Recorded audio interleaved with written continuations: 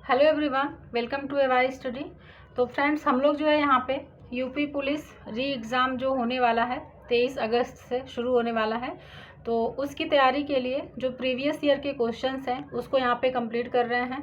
ठीक है, तो इसके पहले जो है दो वीडियो में जो है 2 शिफ्ट के जो एग्ज़ाम हुए थे उसके पीवाईक्यू को करा दिया गया है। ठीक है, अभी जो हम लोग नेक्स्ट पीवाईक्यू देखेंगे। तो फ्रेंड्स, ये आपकी एग्ज़ाम के लिए काफ़ी इंपॉर्टेंट होने वाला है। ठीक है, और उम्मीद है कि आप लोग भी अच्छे से तैयारी कर रहे होंगे, क्योंकि मौके बार बार मिलते नहीं हैं। तो चलिए, इस मौके को जो है आप लोग काफ़ी अच्छे से पढ़ कर के यूज करिए। ठीक है, तो चलिए हम लोग जो क्वेश्चन है उसको देखना शुरू करते हैं। फिर तो पहला क्वेश्चन इसमें कह रहा है कि ग्लोबल वेब इंडेक्स 2020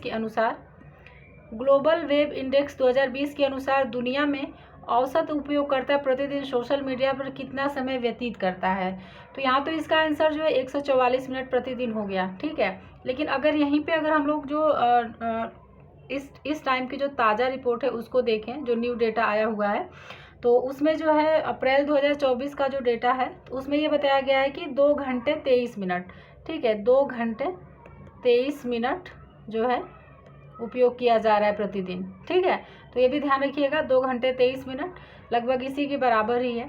ठीक है, चलिए अब आगे देखते हैं दूसरा क्वेश्चन। तो इसमें कह रहा है कि चीन की ग्रेट वॉल मोटर कंपनी ने भारत के किस राज्य सरकार के साथ $1 बिलियन निवेश करने के लिए समझौता ज्ञापन पर हस्ताक्षर किया है। तो इसका आंसर यहाँ पे महाराष्ट्र है। ये भी जो है हम लोग देखिए करंट का क्वेश्चन था। ठीक है, आगे देखते हैं तीसरा क्वेश्चन। तो इसमें जो है ग्रैमी अवार्ड से क्वेश्चन पूछा हुआ है। ठीक है, ग्रैमी अवार्ड से क्वेश्चन पूछा हुआ है।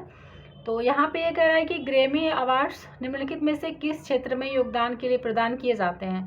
तो ये जो है संगीत के क्षेत्र में दिए जाते हैं। तो ग्रैमी अवार्ड मुख्य रूप से अंग्रेजी भाषा में संगीत के क्षेत्र में 1958 से उत्कृष्ट उपलब्धियों के लिए दिए जाते हैं। कब से दिए जाते हैं? तो 1958 से दिए जाते हैं। ग्रैमी अवार्ड संगीत के क्षेत्र में दिया जाने वाला सबसे बड़ा सम्मान माना जाता है। 2021 के 63वें ग्रैमी अवार्ड का वितरण लॉस एंजल्स यानी अमेरिका में किया गया। ठीक है, तो इसमें जो है 19 वर्षीय बिली एलिस ने लगातार 2 बार पुरस्कार जीतने वाली प्रथम सोलो गायिका बनी। तो ये जो है उस टाइम का करंट अफेयर था। बाकी चलिए आगे देखते हैं।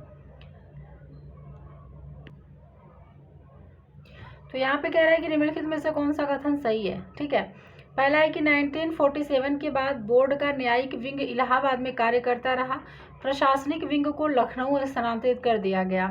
दूसरा है 1947 के बाद बोर्ड का प्रशासनिक विंग इलाहाबाद में कार्य करता रहा, न्यायिक विंग को लखनऊ में स्थानांतरित कर दिया गया। तीसरा है 1947 के बाद बोर्ड के न्यायिक विंग और प्रशासनिक विंग दोनों इलाहाबाद में कार्य करते रहे। और डी है 1947 के बाद बोर्ड का न्यायिक विंग और प्रशासनिक विंग दोनों को लखनऊ स्थानांतरित कर दिया गया। ठीक है, तो इसका जो आंसर है यहाँ पे अगर देखें तो इसका आंसर ए हो जाएगा। ठीक है, इसका आंसर ए हो जाएगा। आगे देखते हैं, इसका जो एक्सप्लेनेशन है उसको भी देख लेते हैं। इसमें कह रहा है कि 1947 के बाद बोर्ड का न्यायिक विंग इलाहाबाद में कार्य करता रहा, जबकि प्रशासनिक विंग को अलग कर लखनऊ स्थानांतरित कर दिया गया। ठीक है, नेक्स्ट क्वेश्चन है निम्नलिखित जीवों में से किसकी यौगिक कंपाउंड आंखें होती हैं। तो किसकी जो है कंपाउंड आंखें होती है ये बताना है। तो ये ड्रैगन मक्खी की होती हैं। ड्रैगन मक्खी जो है आर्थ्रोपोडा संघ का एक कीट है। द्विपंखी गण या डिप्टेरा गण के अंतर्गत वे कीट सम्मिलित हैं जो द्विपक्षीय यानी 2 पंख वाले हैं। कीट का यह सबसे वृहद गण है। इसमें लगभग 80,000 कीट जातियां हैं। इस ड्रैगन मक्खी ऐसा कीट है, ये जो ड्रैगन मक्खी है वो ऐसा कीट है जिसमें यौगिक कंपाउंड आंखें होती हैं। ठीक है, तो ध्यान रखिएगा, यौगिक और कंपाउंड दोनों नामों से याद रखिएगा। आगे देखते हैं छठवां क्वेश्चन। इसमें कह रहा है कि निम्नलिखित में से किसके द्वारा जीवन रक्षा के लिए प्रधानमंत्री का पुलिस पदक प्रदान किया जाता है। तो गृह मंत्रालय के द्वारा प्रदान किया जाता है। ठीक है, चलिए अब आगे देखते हैं नेक्स्ट क्वेश्चन 7वें नंबर का जो है। तो इसमें है निम्नलिखित में से कौन सी सेना जो भारत सरकार की महत्वपूर्ण एजेंसियों में से है 1982 से वार्षिक कैलाश मानसरोवर यात्रा के सफल संचालन में शामिल होती रही है। तो ये है भारत तिब्बत सीमा पुलिस बल। ठीक है, इसका आंसर हो जाएगा सी, भारत तिब्बत सीमा पुलिस बल। अगर देखें आईटीबीपी भारत सरकार की महत्वपूर्ण एजेंसियों में से एक है। 1982 में प्रारंभ हुए कैलाश मानसरोवर यात्रा में प्रारंभ से ही आईटीबीपी ने केंद्रीय भूमिका निभाई है। कैलाश मानसरोवर तिब्बत में कैलाश माउंटेन रेंज में 21,778 फीट की ऊंचाई पर स्थित है। ठीक है, चलिए अब आगे देखते हैं नेक्स्ट क्वेश्चन। तो नेक्स्ट क्वेश्चन में कह रहा है सीआरपीएफ का निम्नलिखित में से वह कौन सा विशेष विंग है जो दंगों और दंगों जैसी स्थितियों से निपटने के लिए बनाया गया था। तो इसका जो आंसर है ये हो जाएगा रैपिड एक्शन फोर्स। ठीक है, रैपिड एक्शन फोर्स हो जाएगा, इसका आंसर डी हो जाएगा। तो चलिए अब इसका जो है एक्सप्लेनेशन देखते हैं। तो यहाँ पे दिया हुआ है कि जो रैपिड एक्शन फोर्स है, रैपिड एक्शन फोर्स का गठन अगर देखें तो अक्टूबर 1992 में सीआरपीएफ की 10 बटालियनों में से हुआ था। इसका मुख्य कार्य दंगे और दंगों जैसी स्थितियों से निपटना है। इस बल को दंगा नियंत्रण, आंसू गैस के गोले छोड़ने और आग से निपटने में महारत हासिल है। ठीक है, नेक्स्ट क्वेश्चन देखते हैं। 9th नंबर का जो क्वेश्चन है, स्वामीनारायण अक्षरधाम एक हिंदू मंदिर परिसर है जो भारत के निम्नलिखित स्थानों में से कहाँ स्थित है। तो ये जो है दिल्ली में स्थित है। बहुत ही सुंदर मंदिर है और बहुत ही भव्य मंदिर है। ठीक है, तो चलिए इसका एक्सप्लेनेशन देखते हैं।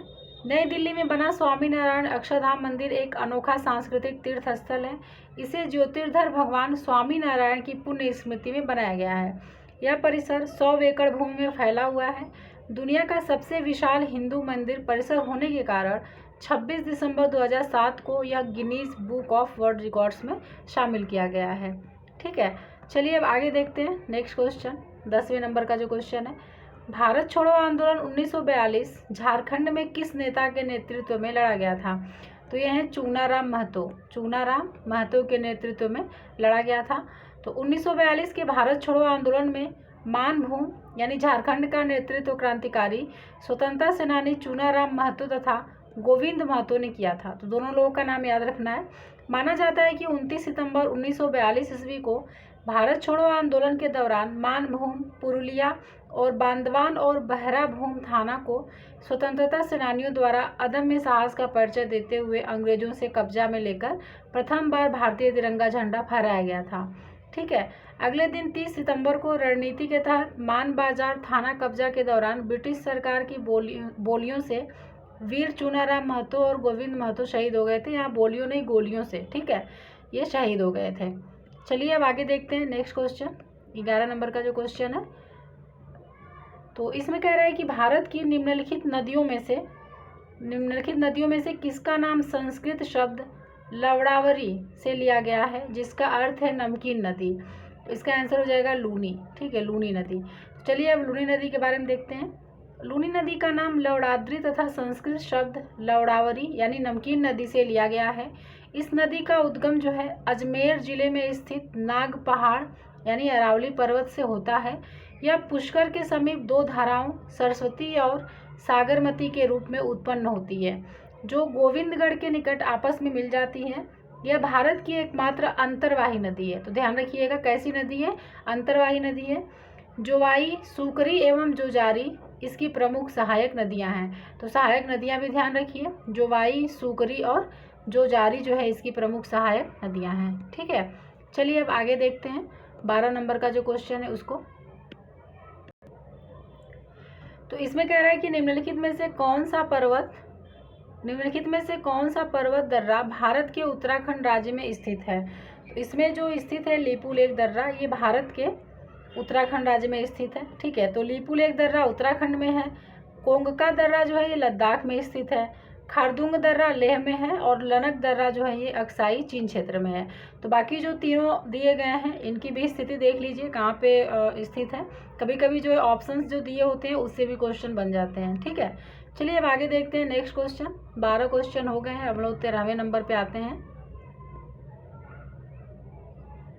इसमें कह रहा है कि निम्नलिखित में से कौन सा लॉन्च वाहन मिशन चंद्रयान 2 में उपयोग किया गया था। तो ये है GSLV MK3। ठीक है, नेक्स्ट देखते हैं निम्नलिखित में से किस देश ने दुनिया का प्रथम तैरता हुआ परमाणु संयंत्र बनाया था। तो इसका जो आंसर है ये हो जाएगा रूस। ठीक है, रूस हो जाएगा। उस समय ये काफ़ी चर्चा में था। अभी देखते हैं 15 नंबर का जो क्वेश्चन है। इसमें कह रहा है कि सर्दियों के दौरान बर्फ़ में नमक डालने से बर्फ़ पिघलने लगती है, क्योंकि तो इसका जो आंसर है बर्फ़ की सतह पर पानी के हिमांक बिंदु को कम करता है। ठीक है, तो सर्दियों के दौरान बर्फ़ में नमक डालने से बर्फ़ पिघलने लगती है, क्योंकि बर्फ़ की सतह पर पानी के हिमांक बिंदु को कम करता है। ठीक है, नेक्स्ट देखते हैं अगला क्वेश्चन 16 नंबर का जो है। इसमें कह रहा है कि कपास प्रौद्योगिकी पर अनुसंधान के लिए केंद्रीय संस्थान कहाँ स्थित है। तो जो कपास प्रौद्योगिकी पर अनुसंधान संस्थान है वो नागपुर में स्थित है।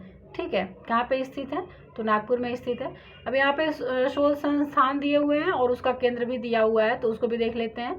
तो केंद्रीय कपास संस्थान नागपुर में हो गया। ठीक है, भारतीय कृषि अनुसंधान संस्थान दिल्ली हो गया है, बहुत बार पूछा हुआ है एग्जाम में। Tata institute of fundamental research कहाँ पे है, मुंबई में है। और पंडित साबरमल शोध संस्थान अगर देखें तो जयपुर में है। ठीक है, तो ये जो शोध संस्थान यहाँ पे दिए गए हैं इसको याद रखिएगा आप लोग। चलिए अब आगे देखते हैं नेक्स्ट क्वेश्चन 17 नंबर का जो क्वेश्चन है उसको देखते हैं। इसमें कह रहा है निम्नलिखित कथनों को पढ़ें और सही विकल्प चुनें। तो यहाँ पे जो है सही विकल्प चुनना है। तो इसमें जो पहला ऑप्शन दिया गया है, पहले जो नंबर का है उसको देखते हैं। तो इसमें कह रहा है चोल वंश एक तमिल राजवंश था जिसने 13वीं शताब्दी तक मुख्य रूप से दक्षिण भारत में शासन किया था। ठीक है, शासन किया था। दूसरा कह रहा है कि यह चोल वंश समृद्ध गंगा नदी घाटी में उत्पन्न हुआ था। तो अगर देखें तो इसका आंसर बी हो जाएगा। ठीक है, पहला सही है, दूसरा गलत इसलिए हो जाएगा, एक तो ये बोल रहा है कि दक्षिण भारत में शासन किया था, या तो ये सही हो सकता है, या गंगा नदी घाटी दक्षिण भारत में तो है नहीं। ठीक है, तो अगर देखें इसका आंसर तो बी हो जाएगा।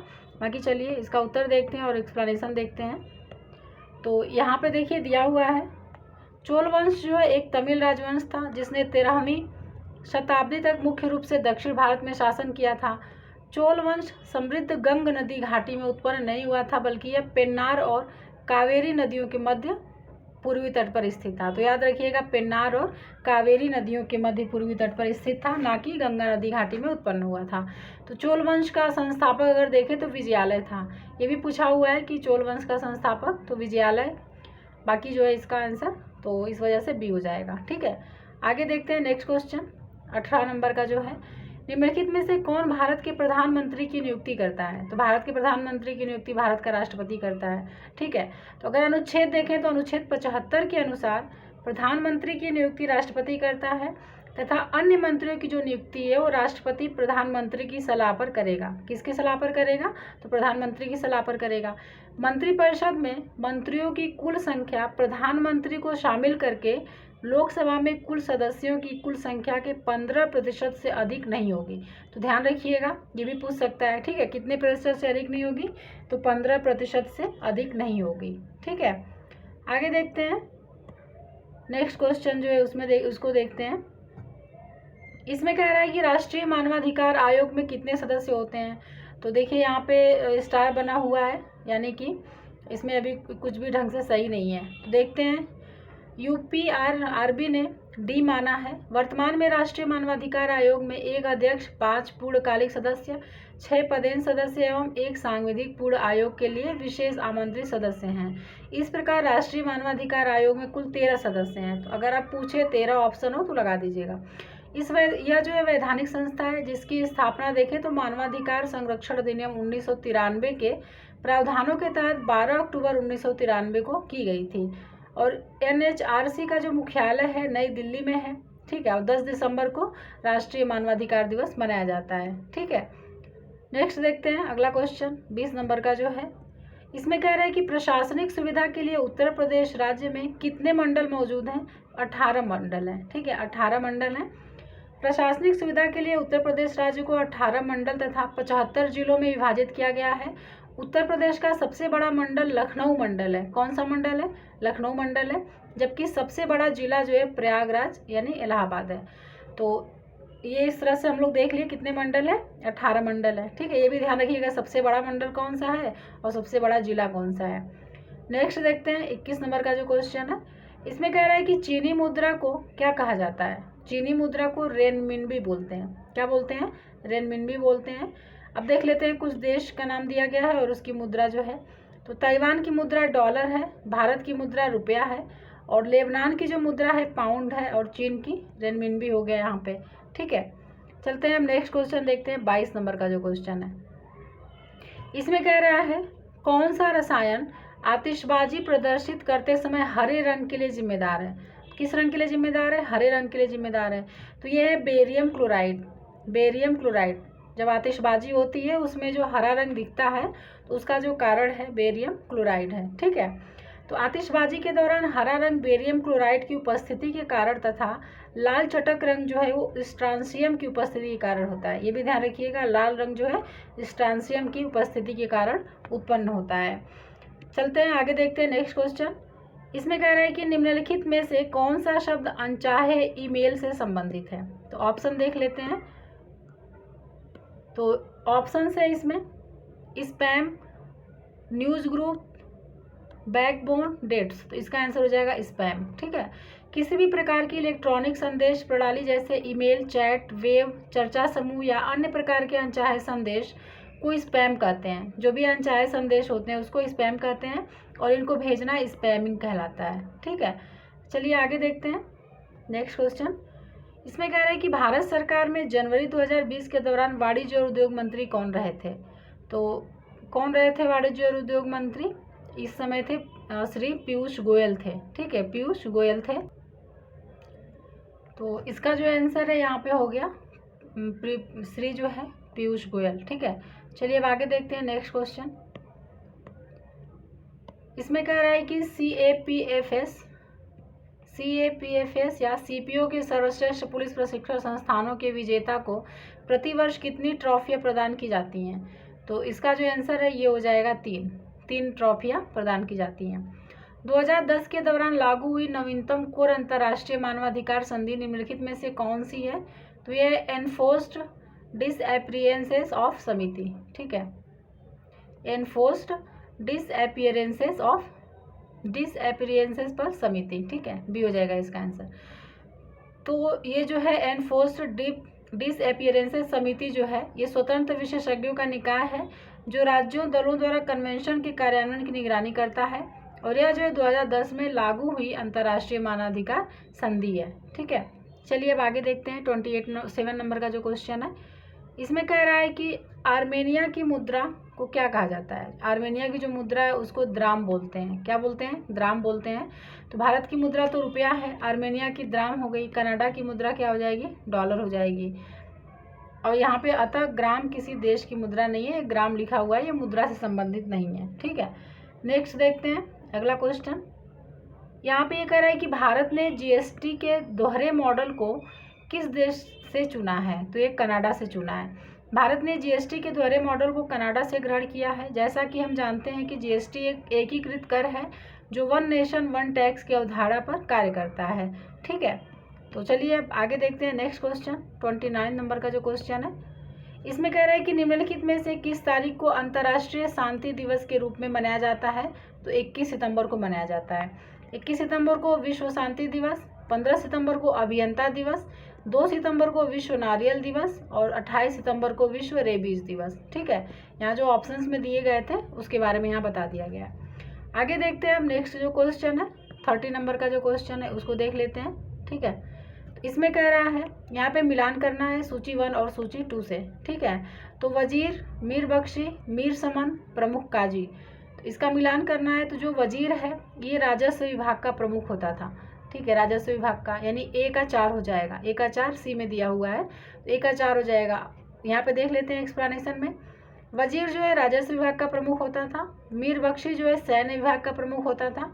मीर समन जो है शाही परिवार का प्रभारी होता था और प्रमुख काजी जो है न्यायिक विभाग का प्रमुख होता था। तो इस तरह से क्वेश्चन काफ़ी बन रहे हैं। ठीक है, तो इस सब थोड़ा ध्यान रखिएगा आप लोग। आगे देखते हैं 31 नंबर का जो क्वेश्चन है, चकबंदी से आपका क्या अभिप्राय है। तो भूमि का एकीकरण जो है इसे ही चकबंदी कहते हैं। ठीक है, चकबंदी से अभिप्राय भूमि की एकीकरण से है, अर्थात छोटे छोटे टुकड़ों में बिखरी हुई कृषि योग्य भूमि को कृषक के गांव घर के समीप आपसी अदला बदली के द्वारा अपेक्षाकृत एक बड़े टुकड़े में परिवर्तित कर उसे कृषि कार्य के लिए अधिक सुगम एवं लाभप्रद बनाया जाना है। नेक्स्ट है कि भारतीय मुद्रा में 2000 रुपये के नोट का आकार क्या है। तो इसका आंसर सी हो जाएगा 66 mm × 166 mm। ठीक है। इसके पीछे की ओर मंगलयान की तस्वीर अंकित है, ये भी ध्यान रखिएगा। आगे देखते हैं 33 नंबर का जो क्वेश्चन है, इसमें कह रहा है कि शिक्षा मित्र निम्नलिखित में से किसे कहा जाता है। तो प्राथमिक विद्यालय के लिए जो शिक्षक होते हैं उसे शिक्षा मित्र कहते हैं, ठीक है। 2001 में केंद्र सरकार ने सर्व शिक्षा अभियान को सार्वभौमिक बनाने के लिए 65% तथा राज्य के 35% के सहयोग से प्राथमिक विद्यालयों में शिक्षकों की कमी दूर करने के लिए शिक्षा मित्रों की नियुक्ति का प्रावधान किया गया था। तो कब किया गया था? 2001 में, ठीक है। आगे देखते हैं नेक्स्ट क्वेश्चन जो है 33 हो गया। अब 34 नंबर का जो क्वेश्चन है उसको करते हैं। तो इसमें कह रहा है कि अंगूर की खेती को आमतौर पर क्या कहा जाता है। तो इसे विटीकल्चर बोलते हैं, विटीकल्चर अंगूर की खेती, सेरीकल्चर जो है रेशम पालन को बोलते हैं, मोरीकल्चर रेशम कीट हेतु शहतूत उगाना, इसको मोरीकल्चर बोलते हैं, एवीकल्चर जो है पक्षी पालन को बोलते हैं, ठीक है। आगे देखते हैं, आरंभ में निम्नलिखित में से कौन सा कार्य वर्ष 1831 में राजस्व परिषद उत्तर प्रदेश द्वारा संपन्न किया जाता था, जिसे 1932 से 35 के दौरान हटा दिया गया था। इसका आंसर जो है ये हो जाएगा कोर्ट ऑफ वार्ड्स से संबंधित कार्य, ठीक है। इसका आंसर सी हो जाएगा। तो कोर्ट ऑफ वार्ड्स से संबंधित कार्य 1831 में राजस्व परिषद उत्तर प्रदेश द्वारा संपन्न किया जाता था, जिसे 1932 से 35 के दौरान हटा दिया गया था, ठीक है। चलिए अब आगे देखते हैं 36 नंबर का जो क्वेश्चन है, इसमें कह रहा है कि निम्नलिखित में से किस निगम ने मई 2019 में 1600 SPDEMU के ट्रेन सेट की आपूर्ति करने के लिए नेपाल के रेलवे विभाग के साथ अनुबंध समझौते पर हस्ताक्षर किया था। तो इसका आंसर सी हो जाएगा। बाकी ये जो है उस टाइम के करंट अफेयर से रिलेटेड था, तो अभी जो है इसका कोई मतलब नहीं है, ठीक है। चलिए आगे देखते हैं, ये भी देख रहे हैं यहाँ पे भी जो है करंट अफेयर की क्वेश्चन है, तो इसको भी हम लोग हटा देते हैं। नेक्स्ट देख लेते हैं, इसमें कह रहा है कि भारत के निम्नलिखित में से किन संस्थानों के बीच महात्मा गांधी के नेतृत्व में अंग्रेजों के विरुद्ध नमक मार्च आयोजित किया गया था। तो अहमदाबाद से दांडी, ठीक है। इसका आंसर हो जाएगा डी, अहमदाबाद से दांडी हो जाएगा। तो नमक सत्याग्रह यानी नमक मार्च इसको बोलते हैं, महात्मा गांधी द्वारा चलाए गए प्रमुख आंदोलनों में से एक था। महात्मा गांधी ने 12 मार्च 1930 में अहमदाबाद के पास स्थित साबरमती आश्रम से दांडी गांव तक 24 दिनों का पैदल मार्च निकाला था। तो दिन भी याद रखिएगा, 24 दिनों का। और कब निकाला था? तो 12 मार्च 1930 को।